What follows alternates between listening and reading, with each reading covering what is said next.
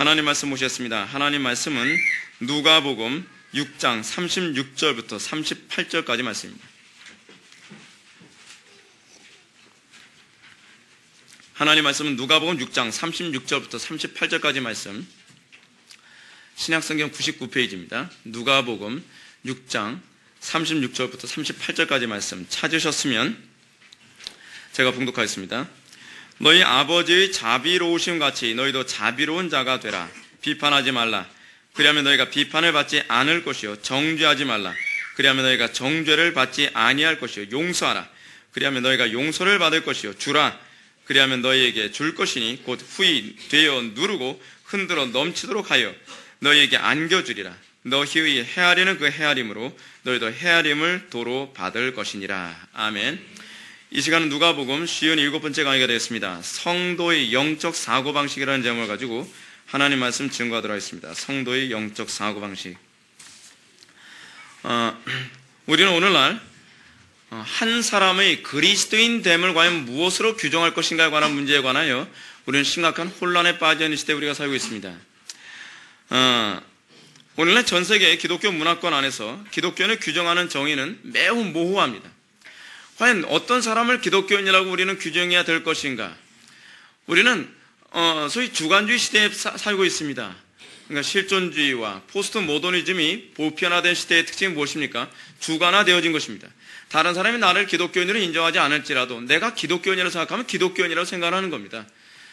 다른 사람의 평가는 중요하지 않다. 중요한 것은 내가 내 자신을 그렇게 평가한다는 겁니다. 여러분, 주관주의, 상대주의는 기독교 신앙이 아닙니다. 우리 기독교 신앙은 항상 절대주의입니다.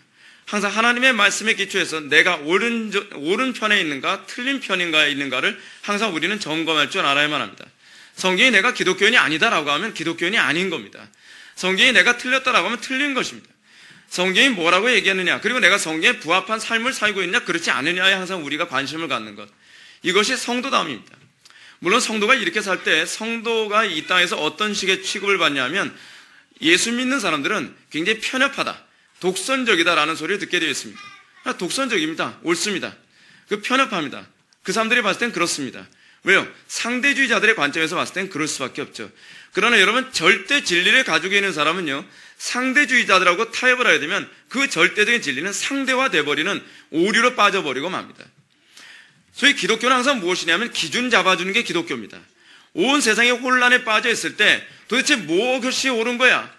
무엇이 올바른 도덕인 것이야? 무엇이 올바른 가치관인 거야? 라고 사람들이 혼란스러워할 때 기독교인들이 하나님의 말씀대로 살아갈 때 기독교인들의 삶을 보니까 저것이 옳은 것 같다라고 제시하면서 사람들이 그 등대 보고 돌아오게 만드는 것.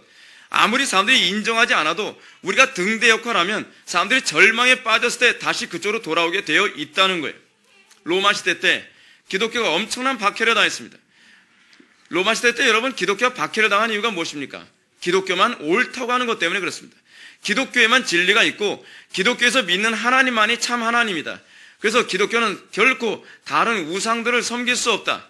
그것 때문에 로마는 기독교를 박해했습니다. 태양신을 숭배하지 않았고 그들이 숭배하는 모든 여신 숭배에도 참여하지 않았습니다. 그것 때문에 박해를 받았습니다. 그러나 로마가 점점 흑암에 빠지고 혼돈에 빠지고 그들이 사고 자체의 혼란에 빠졌을 때 그들은 기독교인들이 독선적이다라고 생각하던 그들이 점점점 기독교인들에게 매료되기 시작합니다. 기독교인들은 어떻게 저들은 변하지 않는가? 그들은 개성적인 세상의 주류에도 불구하고 그들의 도덕성은 흐트러짐이 없다. 여러분, 기독교 도덕성의 특징이 무엇입니까? 상대적이지가 않죠. 옛날에는 죄라고 얘기했다가 지금은 죄가 아니다라는 식의 얘기를 하지 않습니다. 마치 예를 들어서 과거에는 동성애를 죄라고 규정했는데 지금은 동성애를 죄라고 규정하지 않는다는 식의 시대 조류와 철학적 사고에 의해서 도덕성의 기준이 왔다 갔다 하는 것이 기독교가 아닙니다. 기독교는 절대 종교이기 때문에 그렇습니다. 그래서 기독교만이 항상 기준을 제시하고 나침반의 역할을 하고 그리고 등대의 역할을 감당합니다. 그래서 길을 잃고 헤매다가 나중에는 기독교인의 삶을 보고 기독교인의 복음에 충실한 그 삶을 보고 사람들이 그래, 저기 밖에는 유일한 길이 없구나라고 돌아오는 것. 이것이 인류 역사에서 계속 반복되어졌던 역사의 흐름입니다.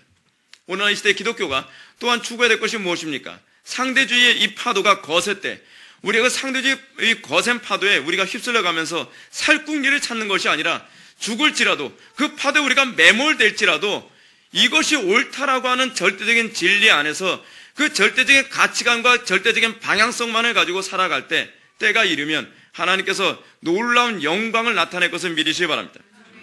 이런 차원에서 오늘날 전 세계 교회는 소위 기독교인이란 어떤 존재인가, 그리스도인이란 어떤 존재인가에 관한 기준이 상당히 모호해지고 있습니다. 특히 기독교 국가로 분류되어지는 그 몇몇 나라들 있죠. 뭐 명목상으로는 기독교 국가가 아닐지라도 거의 기독교 국가나 다르면 수많은 교회들이 있습니다. 유럽의 교회들과 영국 교회 또는 북미, 이 미국 교회들이 있습니다. 이 사람들은 예배당에 출석하지 않는다고 하더라도 스스로 자기 자신이 기독교인이라고 생각하는 사람들이 얼마나 많은지 모릅니다. 성경은 그들이 기독교인이라고 얘기하지 않습니다. 그러나 그들은 그래도 나는 기독교인이라고 얘기합니다. 그 이유가 뭐냐라고 얘기하면 자기는 온라인으로 11조를 바친다는 겁니다. 자기는 예배당에 출석하지 않지만 자기는 짬 날 때마다 성경을 본다는 것입니다. 자기는 나름대로 하나님을 여전히 믿고 있다고 생각을 하고 있는 겁니다. 마치 어떤 사람들입니까? 이 사람들은 이겁니다. 전통적인, 그러니까 대대로 불교 집안에서 태어나서 불교 집안에서 자란 사람이 있습니다. 그 사람은 절에는 부모님 따라서 어렸을 때 가본 이후로는 한 번도 가본 적이 없는 사람입니다. 근데 이 사람들이 뭐라고 얘기합니까? 당신 종교 뭡니까? 그럼 나 불교입니다 라고 얘기하죠. 근데 그 사람들은 불교 신자 아니거든요. 여러분, 불교 신자라고 하면 뭐가 불교 신자라고 의미합니까? 불교의 교리를 믿어야 불교 신자입니다. 근데 그 사람들은 불교 교리가 뭔지도 모릅니다. 그냥 어렸을 때 부모님 따라서 절 갔다 온 것이 내 종교가 그거다라고 얘기하는 전체입니다. 근데 지금 유럽이나 영국이나 이 북미 쪽, 이 미국 같은 경우에는 자기 자신이 어렸을 때부터 대대로 기독교 집안이었기 때문에 자기도 기독교라고 생각하고 또 기독교 가르침에 거부감이 없기 때문에 자기는 기독교인일 것이라고 생각합니다. 최근 들어 어떤 감리교 교수님이 2020년에 나타나야 될 한국교회 현상을 여러 개를 나열했습니다. 그 가운데 아주 우리가 주목할 만한 한 가지 그 메시지가 있는데 이 교수님은 이런 얘기를 합니다. 앞으로 2020년 이후에는 교회 출석의 횟수의 현저한 감소가 있을 것이다 라고 얘기합니다. 교회 출석의 현저한 감소가 무슨 의미냐 하면 우리가 생각하는 것처럼 뭐 수요 예배도 참석하고 예배 시간 졸지지 마세요. 수요 예배에 참석하고 주일 예배에 참석하고 주일 낮 예배 오후 예배에 참석하는 이 예배의 횟수가 줄어든다는 얘기가 아니라는 거예요. 이분이 뭐라고 얘기하냐면 1년에 가뭄에 콩 나듯이 뭐 3번도 나오고 5번도 나오고 이런 교인들이 부지기수로 나올 거라는 거예요. 그러면서 그 사람들은 자기 자신은 적어도 기독교인이다라고 얘기한다는 거예요. 자기의 필요에 따라서 예배당에 나오고 또 자기가 불편하거나 자기가 필요가 없으면 또 조금 어려움이 있으면 교회 안 나가요. 그럼에도 불구하고 자기는 기독교인이라고 생각한다는 거예요. 이것이 앞으로 2020년 이후에는 전 세계가 아니라 한국 안에서 이미 전 세계는 거의 다 보편화돼 버렸고요. 한국 안에서 보편화될 거란 겁니다. 전 그거 확신합니다. 이거 확신하는 것이 안타까운 얘기지만 확신합니다. 왜요? 여러분 항상 우리가 타락하는 방법이 무엇입니까? 서서히 스텝 바이 스텝으로 타락하거든요. 사람들은 수많은 이유를 갖다 댑니다. 그러면서 저는 이래서 수예배에 참석할 수 없고요. 저는 이래서 금요기도에 참석할 수 없고요. 목사님 요즘에 어느 시대인데 이렇게 많이 모이라고 얘기합니까? 근데 이 소리는요. 애석하게도 교인들 입에서보다는 저하고 친분이 있다고 하는 동료 목사님들 입에서도 이 소리가 나옵니다. 저보고 뭐라고 얘기하는지 아십니까? 아니 어떻게 성도들이 허구한 날 매일 기도를 하냐는 거예요. 여러분 성도가 매일 기도하는 거 당연한 문제 아닙니까? 근데 매일 기도하는 게 당연함에도 불구하고 그것이 지나치고 무리하다라고 합니다. 참 이상한 얘기죠. 성경 틀어시 쉬지 마. 그러니까 성경적으로 얘기하지 않고 자꾸 어떤 식으로 얘기하냐면 경험을 가지고 그 현실성이라고 하는 문제를 가지고 자꾸 얘기하는 거예요. 그래서 또 뭐라 얘기하냐면 어떻게 수요 예배, 금요 기도회, 주일 낮 예배, 오후 예배 사람들이 다 참석에 바라느냐. 자꾸 그런 얘기예요. 그 이유는즉슨 그렇게 예배에 참석하지 않아도 천국 간다는 거예요. 제가 누누이 말씀드리죠. 저는 천국 가는 데 주로 초점 맞추지 않습니다. 우리 교회 항상 초점 맞추는 게 뭐예요? 하나님 영광이 하나님 영광. 자꾸 사람들 천국 가는 데 초점을 맞추니까 점점 그러면서 사람들 편리 봐주면서 수요 예배 점점 없애고 그래서 수요 예배를 어떤 교회는 뭐 공휴일하고 같이 있을 때는 수요 예배를 안 드린다는 거예요. 그래서 오후 예배도 없앱니다. 오후 예배를 없앤다는 이 표현도 약간 좀 조심스러운 얘기인데, 어떤 교회는 오후 예배를 없애는 것이 아니라 오후 예배 뜻으로 성경 공부로 대체하는 그런 교회도 있습니다. 유럽의 개혁교회의 모양을 따서. 근데 그 부분까지는 제가 비판하고 싶지는 않습니다. 그런데 점점 예배의 횟수를 줄여가는 거예요. 그럼 사람들은 좋아하겠죠. 그리고 그런 교회에 사람들이 많이 모여야 되겠죠. 틀림없이 많이 모입니다. 많이 모이는데, 문제가 뭐냐면, 이 감리교 목사님이 이 교수님이 이런 말씀하세요. 지금 그렇게 해서 많이 모인 교회들은 반드시 2020년 이후에는요, 폭삭 내려앉게 될 거라는 거예요. 왜요? 사람들이 편리함에 익숙해서 수요 예배 한번 빠지는 것도 대수롭지 않게 생각하고, 오후 예배 하나 빠지는 것도 대수롭지 않게 생각하고, 매일 기도하지 않아도 대수롭지 않게 생각하던 사람이, 이제는 내가 주일 예배 안 드린다는 게 아니에요. 한 달에 한 번씩 드린다는 건데 뭐가 잘못입니까? 라고 돼버릴 거예요. 특히 교인 숫자가 많으면 그거 통제가 안 됩니다. 교인 숫자가 많으면 누가 주일날 예배 참석을 했는지 안 했는지 몰라요. 그럼 점점 듬성듬성 교대에 가면서 예배에 빠지니까 지난주나 이번 주나 예배 시간에 참석한 숫자는 별 차이 없는 것처럼 보여요. 사람들 참석한 숫자는 별도 없는 것 같지만 교대에 가면서 참석하지 않는 겁니다. 그러면서 나중에는요, 어떤 상태가 돼요? 한 달에 한 번이 아니라 이제는 1년에 몇 회 정도로 줄어들면서 한국교회는 신앙이 아닌 사람들로 점점 그 자리매김한다는 겁니다. 근데 문제는 무엇이냐면, 문제는요, 이렇게 예배를 드리더라도 그들은 내가 거듭난 그리스도인이라는 것에 대한 확신이 대단하다는 사실입니다. 지금 실제로 미국에서도 그렇지 않습니까? 미국인들의 상당수 자신은 교회에 출석하지 않지만 스스로 자기 자신이 거듭난 그리스도인이다라고 생각한다는 거예요. 그 사람들은 그렇습니다. 자기네 스스로 거듭난 그리스도인이라고 그 사람들은 생각해요. 왜 이토록 많은 사람들이 이런 납득하기 어려운 현상이 아무렇지도 않게 나타나겠습니까? 그 이유는 사람들이 교회에서 거듭난 사람의 특징을 성경적으로 배워본 적이 없기 때문에 그렇습니다. 거듭난 사람의 수준이 어떤 수준인지 몰라요. 거듭난 사람의 마인드가, 거듭나면 우리의 마음이 어떤 식으로 바뀌는지 몰라요. 다시 말해서 거듭난 성도에게 반드시 나타나야만 하는 이 그리스도인에서의 영적 사고방식의 변화가 어떤 건지 배워본 적이 없다는 겁니다. 옛날에 지금 좀 신학적으로 문제가 심각한 제임스 패커가 뭐라 얘기하냐면, 존 오웬의 영적 사고방식이라는 책을 읽으면서 이 책이 너무나 어려웠다라고 얘기합니다. 근데 존 오웬의 영적 사고방식이 그렇게 어려울 이유가 있는가라는 생각이 제가 좀 들었어요. 왜냐하면 왜 어려웠다고 생각하는가라고 했을 때, 오웬의 영적 사고방식이 자기의 영적 사고방식과 충돌을 일으키기 때문에 어려웠다고 생각하는 것 같아요. 여러분, 간혹 가다가 제가 쓴 책을 어떤 사람이 읽으면서 이런 얘기합니다. 목사님 책이 너무나 어렵다고 해요. 많이 배운 사람인데. 제가 아는 연세대학교 법과대학을 나오신 분이 있습니다. 근데 그분이 제 책을 읽으면서 너무 어렵다니요. 그분은 가톨릭 신자거든요. 근데 저는 어렵게 쓰지 않았다고 생각하거든요. 제 책이요. 근데 어떤 사람은 별로 그렇게 그 가방끈이 긴 사람도 아닙니다. 근데 제 책을 읽으면서 제 책이 너무 쉽더라는 거예요. 참 납득이 안 가죠. 납득이 안 가요. 왜냐하면 자기하고 사고방식이 맞으면 이해가 쉬워져요. 물론 또 이럴 수는 있습니다. 그런 유형의 가르침을 배워서 그 배운 이 전제 지식이 그것으로 하여금 쉽게 느끼도록 만들 수도 있어요. 이건 이성적인 차원에서 작용으로도 가능하죠.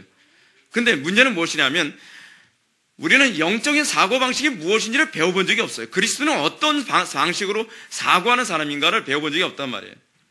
이들은 단지 거듭나는 것이 믿음으로 이루어지는 것이며, 믿음이란 단순히 성경의 가르침을 아무런 이의 없이 받아들이고 그에 따라서 세례를 받으면 되는 것이다라고 생각합니다. 그리고 이것이 거듭난 것이다, 이것이 하나님 백성의 사고방식이다라고 생각합니다.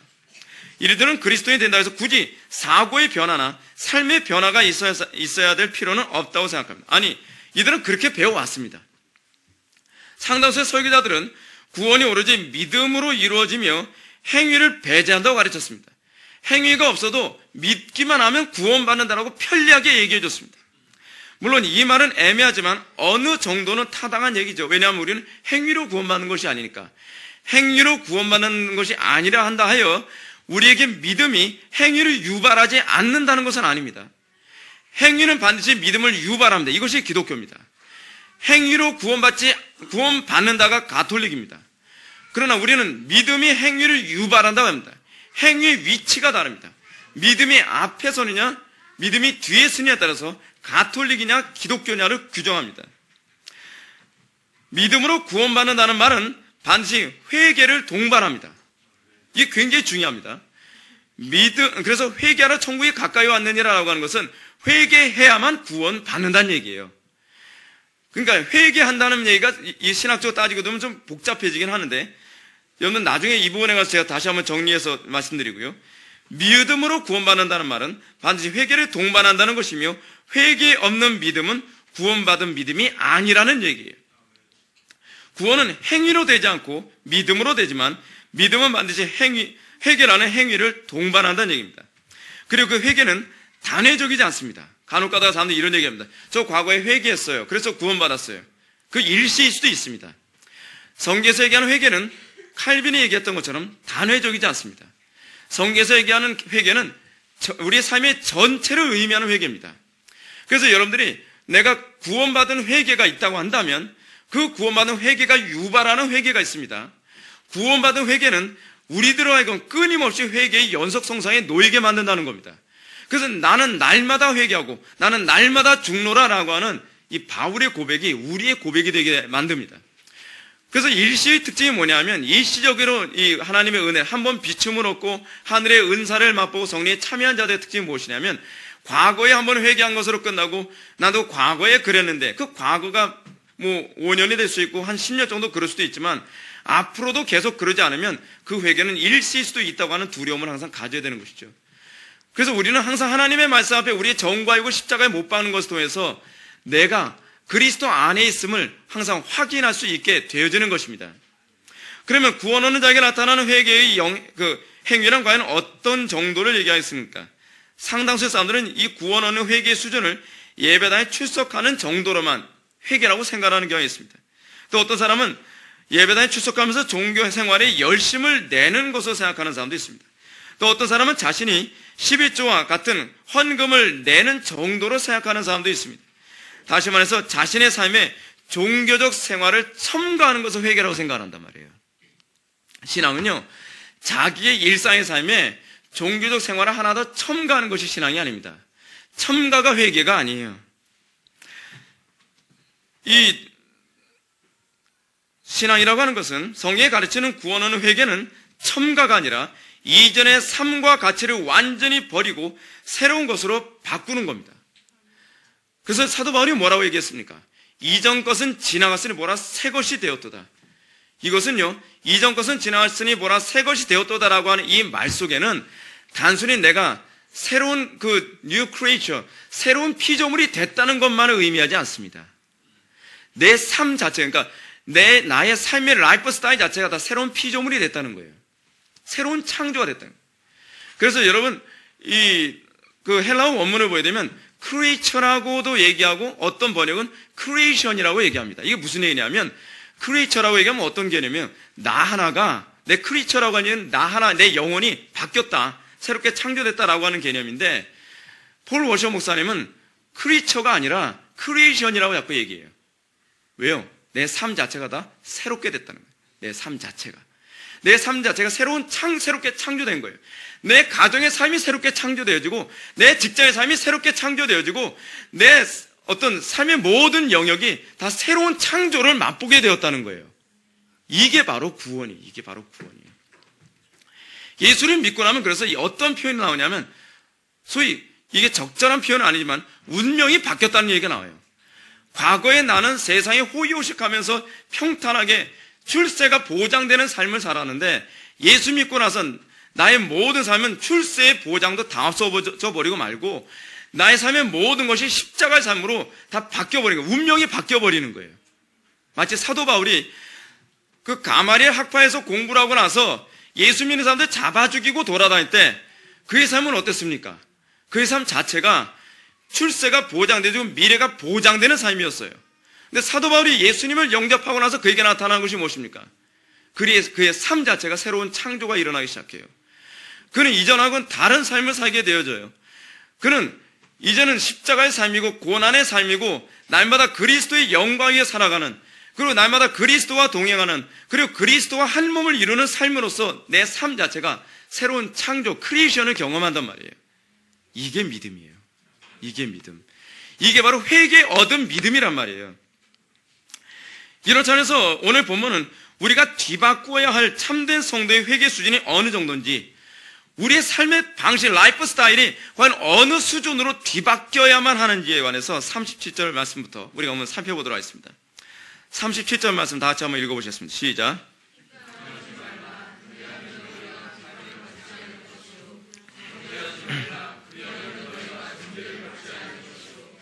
용서하라. 그리하면 너희가 용서를 받을 것이요. 아멘. 여러분, 이렇게 살면요, 인생 바뀌어지지 않겠습니까? 이렇게 살면 이전하고는 완전히 다르게 살 수밖에 없지 않겠습니까? 성경에서 얘기하는 신앙이라고 하는 것은 종교 하나를 더 첨가한 것이 아니라는 것은 우리가 교회 사를 통해서도 신과 성경 전체를 통해서도 얼마든지 우리가 다 찾아낼 수 있는 얘기입니다. 여기에 일관성에 위배된 적은 단 한 번도 없습니다. 항상 유사 그리스도인들이 자기 삶은 하나 더 바뀜 없이 거기다가 새로운 종교적인 라이프 스타일을 하나 더 첨가해서 그는 여전히 세상 사람들처럼 여전히 이전과 동일한 삶을 살아가고 여전히 동일하게 사기치고 여전히 예전처럼 혈기 부릴 거 다 부려가고 여전히 예전처럼 다 살아가면서 주일날 되면 그냥 예배당 출석하는 거예요. 그러니까 옛날에 여러분 그 한국 영화 중에 투캅스라고 하는 영화 있지 않았습니까? 투캅스에 보게 되면은 투캅스에서 안성기가 부패한 경찰력으로 나오잖아요. 근데 그 부패한 경찰로 나오는 그 안성기는요, 굉장히 신앙 좋은 사람으로 거기서 비춰집니다. 그 사람들이 이 투캅스에서 보면 안성기는요, 수요 예배까지 참석하는 아주 열성적인 신자입니다.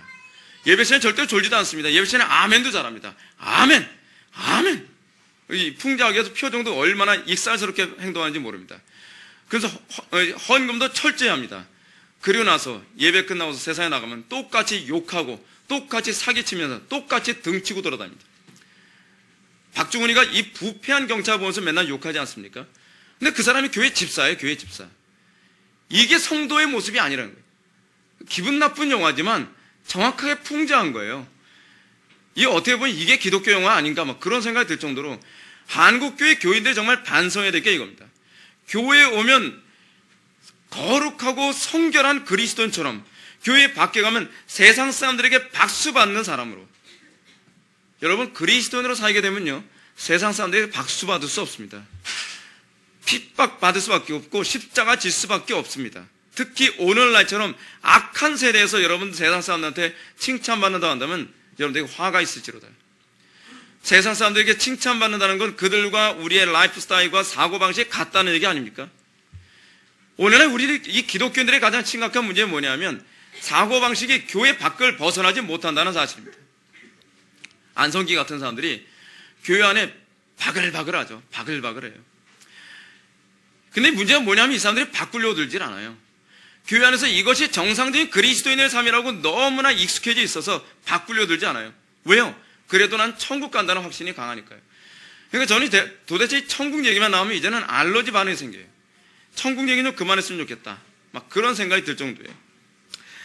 자, 지난 시간에 우리는 너희 아버지의 자비로우신 같이 너희도 자비로운 자가 되라라는 가르침을 살펴봤습니다.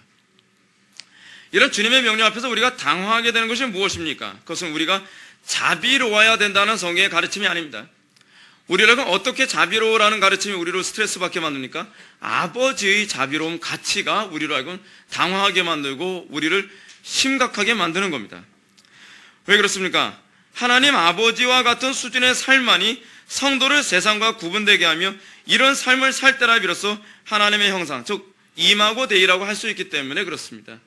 안 믿는 사람들도 자비로운 사람들 많습니다. 안 믿는 사람들도 나름대로 자비롭습니다.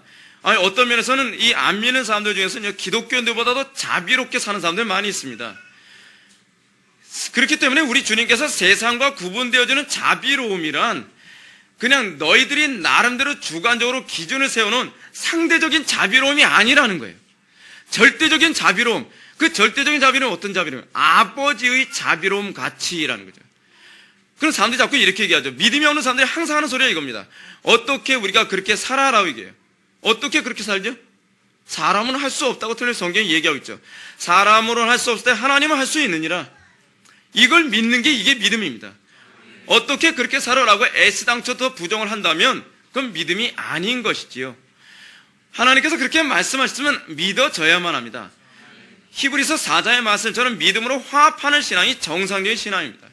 그럼 우리는 안 사라지는 이 거룩한 전쟁을 다시 한번 시작하죠. 내 육체의 소유가 싸우기 시작합니다. 아버지의 자비로움처럼 자비로울 수 있는 은혜 부어주십시오. 근데 이 기도가 무슨 기도냐?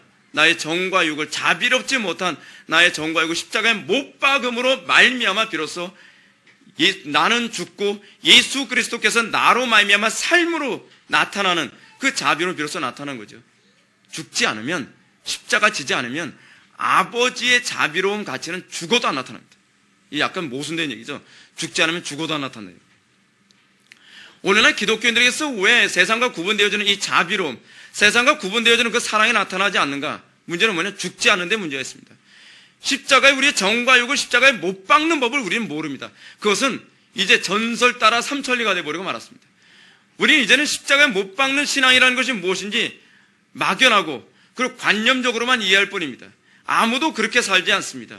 이제는 아무도 그렇게 얘기하지 않습니다. 십자가 지지 않고 살 수 있는 법을 끊임없이 신학적인 방법으로 고안해냈습니다. 그게 바로 칼바르트주의 아닙니까? 오늘날 그런 가르침이 일반화되어지고 있습니다. 심각한 얘기입니다. 따라서 믿음에는 단순히 종교적인 사람이 되게 하는 데 있지 않고 성도들에게는 세상과 현저하게 구분된 하나님의 형상을 회복하는 존재가 되어야 한다는 것입니다. 이런 점에서 우리는 지난 시간에 있어 아버지 자비로운 같이 너희도 자비로운 자가 되라라고 하는 것이 과연 어떤 수준인가를 오늘 본문 말씀을 통해서 우리가 좀 더 구체적으로 살펴보게 됩니다. 아버지 자비로우신 같이 자비로우라고 했을 때 그 자비로움이 과연 어떤 것인가? 첫째는 비판하지 말라는 것입니다. 둘째는 정죄하지 말라는 것이고 셋째는 용서하라는 것입니다. 지금 여러분들이 37절 말씀을 가만히 보게 되면 마치 세 가지를 얘기하는 것 같습니다. 근데 세 가지가 아닙니다. 제가 본문을 가만히 분석해 본 결과 지금 이 본문에서 얘기하는 이 비판하지 말라, 정죄하지 말라, 용서하라라고 하는 이 세 종류의 가르침은 세 가지가 아니라 이 논리적 관념으로서의 한 가지입니다. 논리적 순서예요. 논리적 순서. 그러면 우리 주님께서 말씀하신 것이 무엇인지 구체적으로 한번 살펴봅시다. 그래서 우리 주님 먼저 비판하지 말라라고 지금 명령하고 계십니다. 이 명령 우리들이 흔히 다른 사람들을 함부로 판단하지 말라라는 식으로 우리는 이해하고 있는데 그건 잘못 이해하고 있는 것입니다. 이 본문은 함부로 판단하지 말라는 것이 아니라 오히려 하나님께서 우리에게 요구하는 것은 정확한 판단이 성도의 정체성 중에 하나라는 것을 우리에게 얘기해 주고 있습니다. 우리는 분별하는 사람들입니다. 우리는 무엇이 옳고 무엇이 그른지를 분별하지 않으면 그리스도인다운 삶을 살 수가 없습니다. 우리는 오늘날 거짓된 것이 난무하는 시대에 살고 있습니다. 거짓 교사들이 난무하고 거짓된 복음이 난무하고 사도 바울 때처럼 다른 예수, 다른 복음, 다른 영이 난무하는 시대에 우리가 살고 있습니다. 그럴 때 우리가 만약에 판단하지 않는, 다시 얘기하면 옳고 그름을 구분하는 태도를 견지하지 않는다고 한다면 우리는 이 모든 것들에게 미혹될 수밖에 없을 것입니다. 따라서 성경 우리에게 뭐라 얘기하느냐? 사도 요한의 표현처럼 사랑하는 자들아 영을 다 믿지 말고 오직 영들이 하나님께 속하였나 분별하라 라고 틀림없이 얘기했습니다. 그 영이라는 건 뭘 얘기해요? 거짓 선지자들 얘기죠. 왜 분별하라고 얘기하느냐? 그 이유는 많은 거짓 선지자들이 세상에 나왔기 때문이다 라고 얘기하는 것이죠. 분별하지 않으면 죽는 시대입니다. 성도의 정체성 중에 하나는 분별력입니다. 그의 경건의 수준은 무엇으로 구분되어지냐? 그의 분별 능력으로 구분되어집니다. 경건한 만큼 분별력이 강해집니다. 성령으로 충만해진 만큼 분별력이 강해집니다. 예수님은 무비판적으로 수용하라라고 가르친 적이 없습니다. 사도들도 무비판적으로 수용하라라고 가르친 적이 없습니다. 끊임없이 분별해야 된다라고 우리들에게 가르치고 계십니다. 우리는 오늘날 미국에서 릭 워렌이나 빌 하이블스나 그처럼 조엘 오스틴 같은 사람들이 비성경적인 교회 성장 운동을 할 때에 우리는 그런 사람들을 비판하지 마십시오. 하나님께서 나중에 판단하실 겁니다. 라고 얘기하는 사람들 우리 흔히 보게 됩니다. 성경은 과연 모든 판단을 하나님께 다 맡기라고 얘기하고 있을까요? 아니요. 모든 성도들 하여금 저 사람이 거짓 선지자인지 참된 선지자인지를 분별하라고 얘기합니다. 판단하지 말, 모든 판단을 하나님께 맡기라 라고 하는 얘기는 나중에 이 사람을 지옥 보내고 천국 보내는 심판을 하나님께 맡기라는 얘기지 우리 보고 판단하지 말라, 분별하지 말라라고 얘기하는 것이 아니에요. 우리가 이 한글 개역 성경을 번역할 때 이 번역을 좀 예민하게 번역을 했었으면 좋겠어요. 번역을 너무 잘못해가지고 교인들의 사고방식이 이 조엘 오스틴이나 빌 하이블스나 릭 워렌 같은 사람이 나타났을 때 무조건 수용하고, 그리고 함부로 판단하지 말고 함부로 분별하지 말라라고 얘기하면서 하나님이 판단할 건데, 하나님이 심판할 건데 왜 당신이 그거 가지고 판단하고 있느냐라고 생각하는 거예요. 잘못하는 거예요. 잘못 이해하는 거예요. 우리는 성경에 끊임없이 우리들로 하여금 분별이 성도의 정체성이라고 얘기합니다.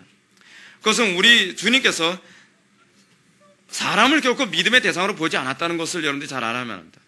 여러분들이 예수님께서 사람을 믿으셨다고 생각합니까? 예수님은 사람을 믿지 않으셨습니다. 그 이유가 무엇이냐? 인간이 타락했기 때문에 그렇습니다. 제가 얘기하는 얘기는 이제 주관적인 얘기가 아닙니다. 여러분들 성경 한번 찾아보시기 바랍니다. 요한복음 2장 23절부터 25절 말씀 보시기 바랍니다. 죄송하지만 물 있으면 여기다 물 좀 담아주세요. 요한복음 2장 23절부터 25절 말씀. 요한복음 2장 23절부터 25절의 말씀을 가만히 보시면 이렇습니다. 이 번역이 항상 제가 마음에 안 들어요. 6월절에 예수께서 예루살렘에 계시니 많은 사람이 그의 행하시는 표적을 보고 그 이름을 믿었으나 예수는 그의 몸을 그들에게 의탁하지 아니하셨으니 이는 친히 모든 사람을 아시며 또 사람에게 대하여 누구의 증언도 받으실 필요가 없었으니 이는 그가 친히 사람의 속에 있는 것을 아셨음이라 라고 얘기했습니다. 그래서 그들에게 의탁하지 아니하셨으니 라는 이 표현이 헬라어로 피스티오라고 하는 헬라어로 사용합니다. 피스티오라고 하는 말은 피스토스라고 하는 헬라어의 변형형이거든요. 그러니까 무슨 얘기냐면 신뢰하지 않았다, 믿지 않았다라는 거예요. 그 요번에 개역개정으로 좀 번역하면서 이 의탁하지라고 하는 말을 좀 원문에 가깝게 신뢰하지 또는 믿지 아니하였다라는 식으로 좀 이렇게 번역했으면 얼마나 성도들이 성경 읽을 때 이해하기 쉬웠겠습니까? 그러니까 이번 개역개정, 제가 지금 여기서 뭐 성경 가지고서 뭐라고 얘기할 상황은 아니지만 개역개정 번역한 사람들이 좀 회개를 좀 많이 해야 될 것 같아요. 그러니까 예수님조차도 사람을 믿음의 대상으로 보지 않았다는 것은 굉장히 중요한 문제입니다. 예수님이 항상 사람을 볼 때 사람을 믿음의 대상이 아니라 어떤 대상으로 보셨어요? 사랑의 대상과 긍휼의 대상으로 보셨어요. 우리가 사람을 바라볼 때 우리가 그리스도의 그런 안목을 가지고 사람들을 봐야만 합니다. 교회에서 누구나 오는 대로 하자는 대로 다 하게 되면 교회 풍비박산납니다. 우리는 사람을 믿음의 대상으로 보는 것이 아니라 사랑과 긍휼의 대상으로 봐야만 합니다. 사람을 자꾸 무조건 믿어야 된다라는 식으로 오게 되면 교회 안에 온갖 이단과 사이비 종교를 가진 사람 들어와도 통제할 재간이 없습니다. 신천지가 들어와도 여러분 무슨 재간에 맡겠습니까? 함부로 의심하면 안 돼. 저 사람 아무리 봐도 행동하는 거나 말하는 거니까 신천지 같던데 어떻게 성도를 의심할 수 있어? 그렇게 얘기하면 곤란해요. 그렇게 얘기하면 곤란해요. 모든 영을 다 믿지 말고 그 영이 하나님께 속하였나 뭐예요? 분별해야 돼요. 분별해야 돼요. 이것이 성도다움이에요. 이것이요. 사람을 항상 의심 어린 눈초리로 보는 것도 문제이지만 항상 의심과 분별은 또 구분해야 될 문제입니다. 의심과 분별을 구분해야 된다는 얘기는 뭐냐면 분별했는데 저 사람이 신천지가 때로는 틀림없어 보여요. 근데 어때요? 때로는 우리가 그 영혼을 위해서 속아줘야 될 때도 있죠. 예. 이 의심과 분별을 좀 구분했으면 좋겠어요. 교회 안에서 다른 지체들 자꾸 의심 어린 눈초리를 보게 되면 뭐가 안 되냐면 사랑과 긍휼로 보아지지가 않아요. 그러니까 의심이 아니라 분별의 눈으로 항상 보는 것. 그러니까 이게 언어라는 것이 굉장히 중요합니다. 의심이 다르고 분별이 다른 문제이기 때문에 이 용어에 대해서 정확하게 정리하지 않으면 우리의 사고가 희한하게 틀어져 버려요. 그래서 항상 우리의 사고가 바르게 정리를 하려면 용어가 바르게 정리되지 않으면 힘듭니다. 그래서 우리는 끊임없이 용어 정리 자꾸 얘기하는데 한국교회에서 용어가 다 망가져 버렸어요. 그렇습니다. 예수님께서는 이웃을 사랑하고 이웃을 긍휼히 여겼으나 그리고 그 이웃을 그렇다 해서 반드시 믿음의 대상으로 볼 필요는 없다고 얘기하고 있습니다. 또한 잠언에서도 보게 되면 이런 얘기합니다. 잠언 14장 15절에 보면 온갖 말을 다 믿는 것은 어리석은 자다라고 얘기하고 있습니다. 사람들이 하는 말 온갖 말 다 믿는 것이 그것이 지혜로운 사람이 아닙니다. 그것이 신자다움이 아닙니다. 온갖 말을 다 믿는 것은 어리석은 자라. 이것이 잠언 14장 15절에서 나온 얘기입니다. 외우기도 좋죠. 14, 15. 잠언 14, 15. 물론 이렇게 주장을 하게 되면 어떤 분은 또 이런 얘기를 할 겁니다. 여러분, 목사님, 그럼 목사님에 대한 신뢰가 그 믿음에 직결된다고 하지 않았습니까? 그럼 목사님을 믿지 않으면 우리가 어떻게 믿음을 갖겠습니까? 라고 또 여러분들 반문하게 될 것입니다. 아주 중요한 부분입니다. 마태복음 10장 41절 보면 선지자 이름으로 선지자를 영접하는 자는 선지자 상을 받을 것이요 라고 얘기했습니다. 틀림없이 설교자의 설교를 듣을 때 여러분들은 선지자를 받아들이듯이 받아들여야만 합니다. 그러나 우리가 성경을 전체적으로 본다면 이런 가르침조차도 좀 더 정확하게 이해해야 될 필요성이 있습니다. 이 가르침이 궁극적으로 의미하는 바는 그 목회자를 무비판적으로 수용하라는 얘기는 또한 아닙니다. 도리어 이런 가르침 속에는 은연중에 베레아 교인들에게 나타났던 것처럼 간절한 마음으로 말씀을 받고라는 태도를 요구하고 있는 것일 뿐입니다. 여러분, 간절한 마음으로 말씀을 받아야만 합니다. 그래서 그러한가 아니한가 성경을 또한 연구하는 태도를 견지해야만 합니다. 그리고 그것이 성경에 위배되지 않는다면 여러분들은 내가 아무리 옳다고 생각했다 할지라도 여러분들의 목을 분지를 수 있는 그런 겸손함이 필요합니다. 우리는 칼빈이 기독교 강의에서 언급하는 것처럼 비록 목사가 부도덕할지라도 그 목사의 설교가 성경에 위배되지 않는다고 한다면 우리는 베레아 교인들처럼 그 말씀을 받아들여야 한다고 얘기합니다. 여러분, 강단 설교의 권위는요, 목사의 도덕성에 있지 않습니다. 강단 설교의 권위를 자꾸 목사의 도덕성 가지고 자꾸 측정하려고 하는 사람도 있습니다. 그렇지 않습니다. 강단 설교의 권위는 그 설교가 성경적이냐 성경적이지 않느냐에 있습니다. 이것이 칼빈이 기독교 강의에서 얘기하는 바입니다. 아무리 그가 부도덕하고 그 사람이 예를 들어서 사기를 쳤다고 한다 할지라도, 그리고 그런 문제가 있는 사람이라는 걸 뻔히 안다 할지라도 적어도 저 사람이 강단에서 바른 말씀을 선포한다면 하나님께서는 그 입을 사용하고 있다고 믿어야만 합니다. 우리가 그것을 받아들일 때에 우리가 부도덕한 목사님 밑에 있으면서도 은혜를 받을 수가 있어요. 예. 항상 우리는 사람을 보면 안 됩니다. 항상 하나님의 권위는 말씀의 권위에서 나오는 것이지 사람의 인격에서 권위가 나오는 것이 아닙니다. 그러나 그 목사님은 설교하는 목회자들은 이위 어찌되었든 회중들이 하나님의 말씀을 받는데 장애가 될 만한 모든 것은 최소화시켜야만 합니다. 그 설교자는 최대한 도덕적이어야 되고 최대한 경건해야 되며 책망할 것이 없어야만 합니다. 그것 또한 디모데서에 나오는 얘기입니다. 설교자의 입장에서는 책망할 것이 없어야 되지만 회중의 입장에서는 설교자의 설교를 들을 때 그 사람의 도덕성과 관계없이 그 사람의 입에서 나오는 말씀을 간절한 마음으로 듣고 그것이 그러한가 상고한 후에 그것이 하나님 말씀에 부합하면 받아들일 수 있어야만 합니다. 따라서 이와 반대로 우리는 인격적으로 또 다른 반대도 우리는 생각을 해야 되는데, 인격적으로 너무나 훌륭한 설교자가 설교할 때도 간절한 마음으로 말씀을 받고 이것이 그러한가 날마다 성경을 상고한 후에 그것이 성경에 위배되어지면 우리는 그 말의 권위를 우리는 또한 인정하지 말아야만 합니다. 오늘날 얼마나 많은 사람들이 이런 얘기하는지 모릅니다. 목사님, 그분 설교 틀렸다 말씀하시는데 그분 인격적으로 얼마나 훌륭하신데요. 인정합니다. 여러분, 과거에 칼바르트 신학을 한국에 들여놓던 김경재 교수라고 있었습니다. 한신대학교 교수인데, 김경재 교수는요, 인격적으로 굉장히 훌륭했던 분입니다. 그리고 많은 제자들이 그 교수를 존경했다고 합니다. 근데 여러분, 그분이 존경스러울 정도로, 그분이 아무리 도덕적이란다 할지라도 그 사람의 가르침이 틀렸으면 우리는 항상 가르침과 그 사람의 인격은 구분해서 볼 줄 알아야만 합니다. 가르침이 틀렸기 때문에 그 사람의 인격을 모독하는 것도 사실은 바람직하지 않습니다. 우리는 구분해서 봐야 돼요. 인격이 훌륭한 건 인정해주고, 그러나 가르침이 틀렸다는 것 또한 인정하고요. 또 가르침이 옳고 저 사람의 인격이 잘못됐으면 인격은 인격이고 가르침은 가르침이라는 관점으로 또한 봐야만 합니다. 이게 성도의 사고방식이에요. 근데 우리는 그런 냉철한 사고방식을 갖고 있질 않아요. 우리는 굉장히 한국 사람들이 가지고 있는 이 사고방식이 뭐냐면 굉장히 감정적이거든요. 그러다 보니까 이거를 구분해서 보지 못하고 감정을 가지고서 이끌어서 말씀을 듣고 또한 말씀을 가지고서 저 사람의 인격을 재해석하려고 하는 오류에 자꾸 빠져버리는 경향이 있다는 것이죠. 이것 또한 그리스도인의 영적 사고방식은 아닙니다. 자, 다시 하던 얘기로 다시 돌아갑시다. 우리는 지금까지 분별을 멈추고 무조건 타인을 수용하는 것이 결코 예수님께서 요구하시는 사랑이나 자비하고는 아무 관계없다는 것을 우리는 다시 한번 살펴봤습니다.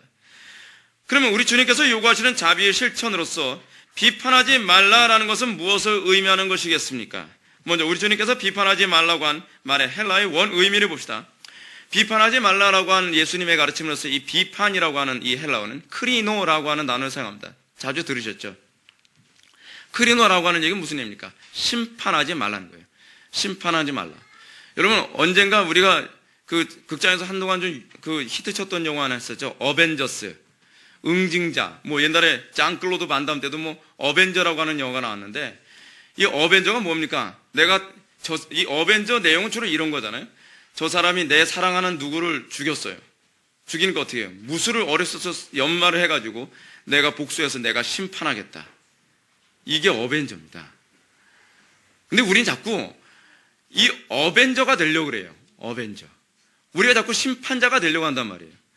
아담과 하와가 선악을 알게 하는 나무의 실과를 따먹고 난 다음에 하나님께서 뭐라 얘기합니까? 이 사람이 선악을 아는 일에 우리 중에 하나같이 되었으니, 인간의 타락의 가장 심각한 문제가 뭐냐면 소위 심판하는 것, 응징하는 것, 공의롭게 한 사람을 심판하는 것은 하나님께 맡겨야 될 문제지, 내가 다른 사람을 심판하러 들지 말라는 겁니다. 우리가 어벤져가 되지 말라는 거예요. 근데 우리 자꾸 우리가 어벤져가 되려고 그러잖아요. 영화에서 자꾸 보니까 어벤져로 우리가 살아가고 싶은 충동 많이 느끼지 않습니까? 근데 그게 잘못됐다는 거예요. 여러분, 히브리서 10장 30절은 뭐라 얘기합니까? 원수 갚는 것이 내게 있으니 내가 갚으리라 하시고, 또 다시 주께서 그의 백성을 심판하리라 말씀하신 것을 우리가 아노니. 그래서 심판하리라고 하는 얘기가 바로 크리노입니다. 하나님께서 응징하겠다는 거예요. 하나님께서 당신의 공의로움에 딱 맞게 더하지도 않고 덜하지도 않게 응징해 주겠다는 겁니다. 하나님만이 유일한 어벤져 되십니다. 하나님만이 유일한 응징자 되십니다. 하나님만이 우리를 심판할 수 있는 유일한 존재 되십니다. 근데 우리는 내가 어벤져가 되려고 해요. 다시 말해서 우리가 스스로 응징자가 되려고 하는 그런 오류에 자꾸 빠진다는 겁니다. 자, 그럼 왜 하나님께서 우리를 알고 우리가 스스로 심판하지 말라고 얘기합니까? 왜 우리가 다른 사람을 응징하려고 하는 이 유혹에서 우리가 떨어져 나와야 된다라고 자꾸 우리들에게 말씀하고 계시는 것입니까? 그 첫째는 우리가 공의롭지 못하기 때문에 그렇습니다. 우리는 결코 원수들에게 공의로운 응징을 하지 못합니다. 우리는 항상 남에게 고통을 받으면 그 고통이 비록 적을지라도 몇 배로 응징하고 싶어 합니다. 소위 대로 받으면 말로 주고 싶어하는 심정이 바로 우리에게 있는 악한 본성 아닙니까? 한 대 맞으면 2대 때려주고 싶죠. 더 성질 나쁜 사람은 한 대 맞고 나면 여러 대 때려주고 싶지 않습니까? 인간의 이런 악한 본성 때문에 구약에서 이 소위 은혜 시대가 아니었던 율법 시대에 하나님께서 구약 이스라엘 백성들에게 허용했던 법이 무엇입니까? 동해 보상법, 동해 보상법 또는 동해 또 다른 법이 있죠. 하여튼 동해 보상법이 나오게 됩니다. 동해 보상법이 뭡니까? 저 사람이 내 이를 하나 부러뜨리면 나도 그 사람의 이 하나를 부러뜨리는 거예요. 저 사람이 내 한쪽 눈을 못 쓰게 만들면 저 사람 한쪽 눈을 못 쓰게 만드는 거예요. 저 사람이 내 한쪽 팔을 부러뜨렸으면 나도 저 사람 한쪽 팔을 동일하게 분지르는 거예요. 왜 구약에서 자꾸 이런 얘기가 나오느냐? 자꾸 구약에서 이런 얘기가 나오니까 이 모세의 율법은 함무라비 법전에 영향을 받았다라고 하는 엉뚱한 소리를 자꾸 해대는 자유주의 신학자들이 있는데, 함무라비 법전보다 모세의 율법이 훨씬 앞섭니다. 시기적으로 훨씬 앞서요. 함무라비 법전이 먼저가 아닙니다. 근데 이 동해 보상법을 하나님께서 허락하신 이유가 있습니다. 그 이유가 뭐예요? 인간이 악하기 때문에 정도 이상으로 보복하지 못하도록 율법으로 제한을 놓은 거예요. 언제까지요? 은혜 시대가 오기 전까지. 근데 은혜 시대가 도래하게 되면 어떻게 하느냐? 하나님께서 보복하시고 우리는 마치 스데반이 돌에 맞았을 때 전혀 저항하지 않고 하나님께서 다 응징해 주십시오. 하나님께서 내 눈에서 눈물 씻겨 주십시오. 하나님만이 유일한 응징자 되십니다. 소위 히브리서 기자가 얘기하는 것처럼 그거 아닙니까? 원수 갚는 것은 내게 있으니 내가 갚으리라 하시고, 또다시 주께서 그의 백성을 심판이라 말씀하신 것을 우리가 아시나니. 이게 하나님께서 우리들에게 요구하는 거예요. 근데 우리는 어떻게 해요? 우리는 자꾸 내가 심판하려고 그러잖아요. 내가 응징자가 되려고 그러잖아요. 그게 바로 그리스도인의 영적 사고방식이에요. 내가 응징하지 않고 하나님이 응징하시도록, 하나님께서 심판하시도록 모든 건 맡기는 것. 이것과 관련하여 여러분 구약에서 나온 개념이 하나 있죠. 고아와 과부와 나그네의 특징이 무엇입니까? 그들은 응징하지 않는 사람이 아니라 응징할 수 없는 사람들이에요. 그는 고아, 과부, 나그네들은요, 권력자들, 그리고 이 소위 재력이 있는 사람들에게 억울함을 당하지만 그들은 그것을 응징할 수 있는 힘이 없잖아요. 그게 신약의 교회의 모형이에요. 그것이 신약 교회의 모형. 그들은 어떻게 해야 돼요? 하나님께 기도하죠. 하나님께 기도하는 이유가 뭐예요? 내가 응징할 수 있는데 내가 응징 안 한다는 그 개념이 아니죠. 그들은 내가 응징할 수 없기 때문에 하나님께 응징을 요구하고 하나님께 공의롭게 심판해달라고 요구하는 거예요. 근데 이런 복음의 영광에 가장 적절하게 맞아 들어간 사람이 있습니다. 다윗입니다. 다윗은 자기가 왕이었음에도 불구하고 자기가 응징하려 들지 않습니다. 하나님께서 응징해달라고 얘기합니다. 이게 신약 시대의 성도의 모습입니다. 그래서 신약 시대 성도는 어떻습니까? 억울하게 핍박받지만 항거하지 않습니다. 억울하게 고통받지만 그들은 항거하지 않습니다. 왜요? 하나님께서 우리의 탄식 소리 듣고 고아와 과부와 나그네와 같은 우리의 탄식 소리와 우리의 고통받는 이 울부짖음을 듣고서 하나님께서 적절하게 응징해 주실 것이라고 믿는 겁니다. 여러분들이 하나님의 인격성을 믿는다면 그거 믿어야만 합니다. 내가 내 힘으로 내가 사람들이 어떤 인맥 끌어들여서 너 그렇지? 네가 좀 힘 있다고 그러는데 나 뭐 힘 없는 줄 알아? 내가 다른 사람 인맥 다 연결해서 그 사람의 힘을 동원해가지고 몇 배로 갚아주려는 그것은 그리스도인의 사고방식이 아니라는 거예요. 참된 자비는 여기서 나오는 거라는 거죠. 두 번째는요, 원수들에 대한 아버지의 자비로우심을 드러내기 위해서 하나님께서 우리로 하여금 어벤져 역할을 하지 말라는 겁니다. 우리가 흔히 느끼는 것처럼 하나님의 자비로움은 오래 참으심으로 나타납니다. 그래서 원수 갚는 것이 하나님께 있음에도 불구하고 우리는 하나님의 심판이 즉각적으로 나타나지 않아서 그 너무나 늦게 나타나가지고 우리가 애간장이 타죠. 그래서 우리는 어떻게 생각합니까? 하나님 도대체 살아계신 겁니까? 하나님이 살아계신다면 왜 응징하지 아니하십니까? 저렇게 잔악한 인간들을 하나님께서 왜 침묵하고 계십니까? 라고 우리가 탄식해야 되지 않습니까? 근데요, 이렇게 원수들을 향해서 오래 참음으로 말미암아 우리가 오래 인내하게 되는 그 모습을 통해서 우리의 원수들은 하나님의 인자하심을 보게 돼요. 그것이 바로 하나님께서 우리에게 의도하는 목적입니다.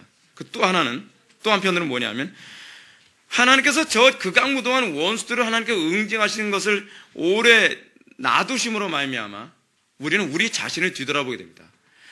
내가 하나님 앞에서 이보다 더했으면 더했지 덜하지도 않음에도 불구하고 이토록 나를 오래 참으시고 계시는구나라고 하는 하나님의 자비로우심이 또 다른 면을 보게 되는 것입니다. 이것이 바로 우리가 응징하지 말라고 하는 속 깊은 하나님의 뜻이 여기에다 내포되어 있는 것입니다. 그러나 우리는 본성상 하나님께서 원수가 갚아주신 것을 참지 못합니다. 왜요? 믿음이 없으니까. 믿음이라는 것이 뭐예요? 하나님의 자비로우심이 우리가 연결되는 거잖아요. 여러분, 예수님께서 뭐라 하십니까? 십자가에 못 박혀 돌아가시기 전에 하나님, 예수님, 제가 저놈들을 칼로 다 없애버릴까요? 베드로가 얘기하니까 뭐라 합니까? 내가 12군단 넘는 천사를 동원해서 내가 저놈들을 응징 못할 줄 아느냐? 근데 왜 응징 안 하시죠? 12군단이면, 천사 12군단이면요, 한 군단만 와도 쑥대밭 만들 수 있을 거 아니에요? 근데 예수님이 안 하시니 그게 자비로움이에요. 예수님을 통해서 우리들에게 보여주신 너희들에게 이런 자비로움이 나타나야 된다는 거예요. 십자가를 지는 것이야말로 자비로움의 극치예요. 그래서 제가 누누이 말씀드린 게 십자가야말로 우리 신앙의 정점이라는 겁니다. 십자가를 지지 않으면 아버지의 자비로우심이 절대로 드러나지가 않아요. 우리의 믿음 없음이 바로 여기서 많이 드러나야 됩니다. 믿음 없는 자들에겐 하나님은 막연한 존재로 여겨집니다. 좀 참아주죠. 그래, 하나님의 자비로움처럼 내가 응징하지 말고 참자. 목사님이 그렇게 설교하셨으니까. 근데 어느 정도 참다가 우리 이렇게 얘기합니다. 하나님, 저 참을 만큼 참았거든요. 하나님께서 움직이지 아니하시니까 이제는 내가 갑니다. 저 승깔 없는 사람 아니에요. 저 옛날에 놀던 사람이거든요. 저거 한 방이면 한 방까지도 안 가. 반 방이면 끝나는데 많이 참았다. 여기에서 우리가 그리스도와 연합되어지지 않았다는 것이 입증되어지는 거예요. 우리의 믿음 없음이 입증되어지는 것이죠. 그럴 때 우리가 어떻게 해야 됩니까? 마치 김익두 목사님이 그랬다 그러죠. 어떤 사람이 김익두 목사님한테 막 욕을 해대고 막 그러니까 억울하게 만드니까 김익두 목사님이 이걸 하다가 김익두 목사님 왕년에 많이 놀던 사람이잖아요.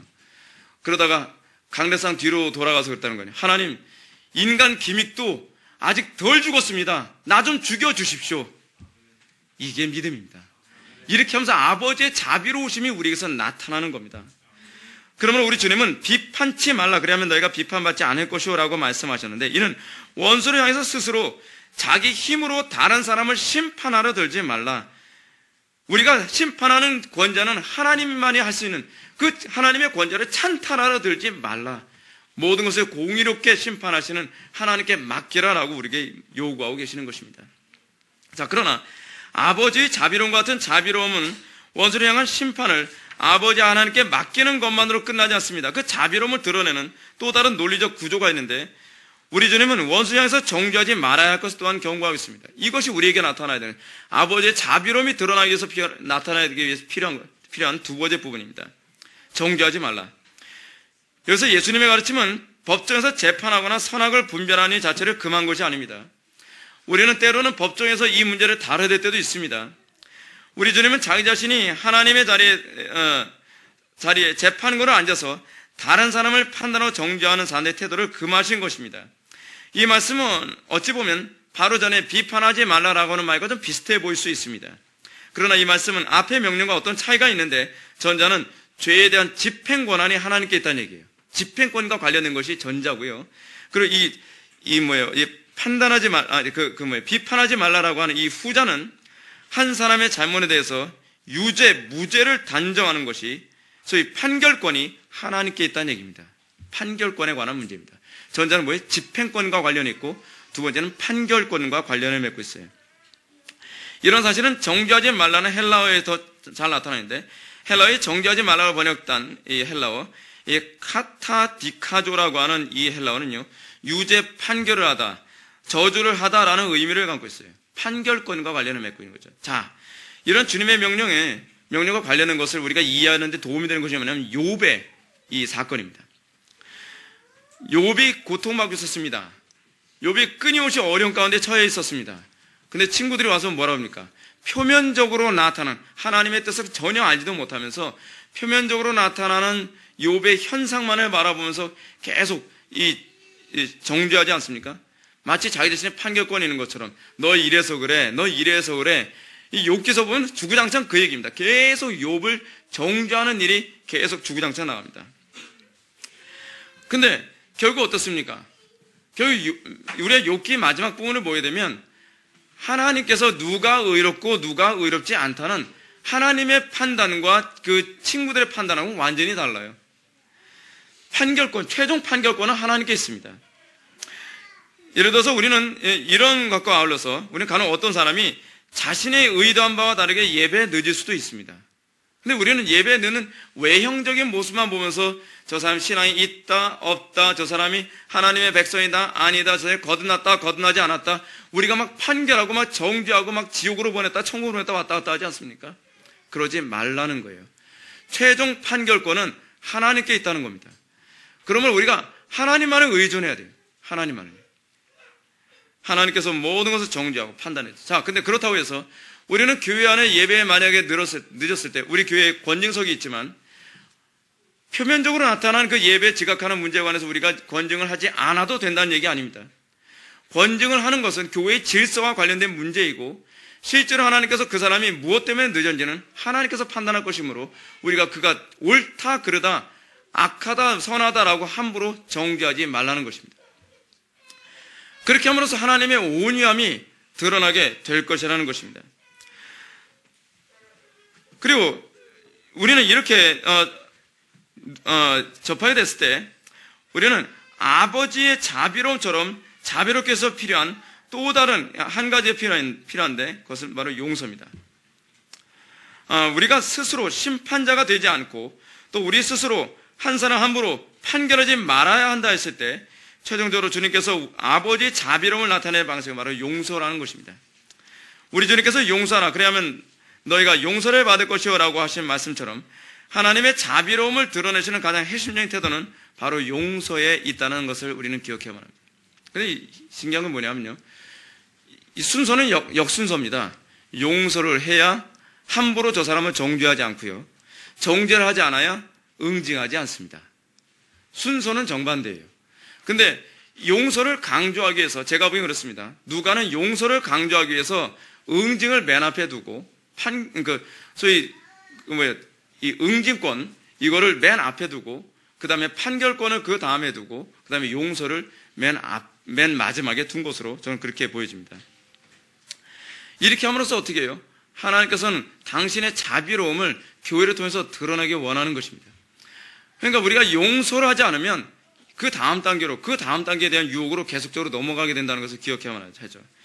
이제까지 우리 주님은 37절 통해서 거듭난 성도에게 나타나야 할 새로운 영적 사고방식으로 아버지의 자비로움이 어떻게 성도들에게 나타날지를 언급했습니다. 이제 우리 주님은 38절의 말씀을 통해서 아버지의 자비로움에 연합하여 살아가는 성도들에게 어떤 보상이 주어질지에 관해서 우리들에게 얘기합니다. 자, 졸지 마시고 여기 쳐다보시기 바랍니다. 조신 분들이 여기저기 보이는데, 주라, 그래야면 너에게 줄 것이니 곧 후인되어 누르고 흔들어 넘치도록 하여 너에게 안겨주리라. 너희 헤아리는 그 헤아림으로 너희도 헤아림을 도로 받을 것이니라. 우리 주님께서 우리들에게 요구하시는 바는 무엇입니까? 아버지의 자비로움을 나타냈을 때 우리에게 무엇이 어떤 상급이 주어졌느냐를 주님께서 우리에게 얘기하고 계십니다. 본절에서 우리 주님은 성령으로 거듭난 성도들이 아버지의 자비로움을 드러내기 위해서 취해야 될 적극적인 태도를 말씀하시면서 성도는 원수들을 향해서 자신의 것을 주고 헤아리라고 말씀하십니다. 근데 이것이 예수님의 모습입니다. 요한복음 3장 16절 보게 되면 거룩한 성부 하나님께서 원수된 세상을 사랑하셔서 그의 사랑하는 아들 독생자를 주시지 않았습니까? 주셨으니라고 해서 이 주셨으니가 바로 오늘 본문에 나오는 이 주라라고 하는 얘기입니다.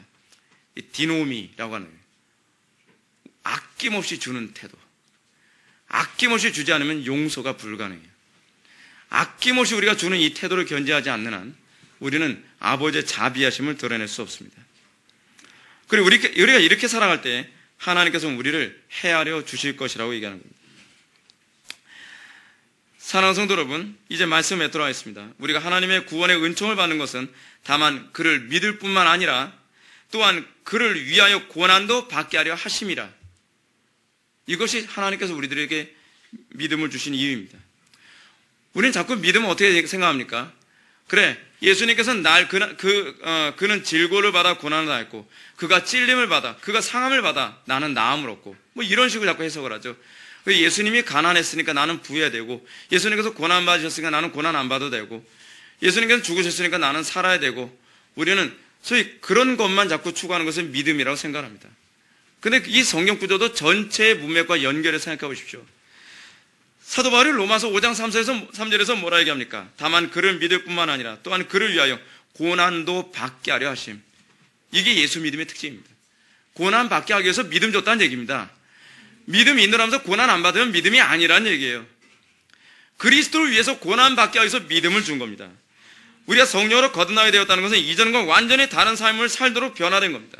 옛날에 세상과 짝하게 살 때 호의호식하며 살던 여러분들이 이제는 그리스도와 연합하여 믿음으로 예수 그리스도와 한 몸을 이룬 이후서부터는 그리스도 위하여 고난 받게 하기 위한 것입니다.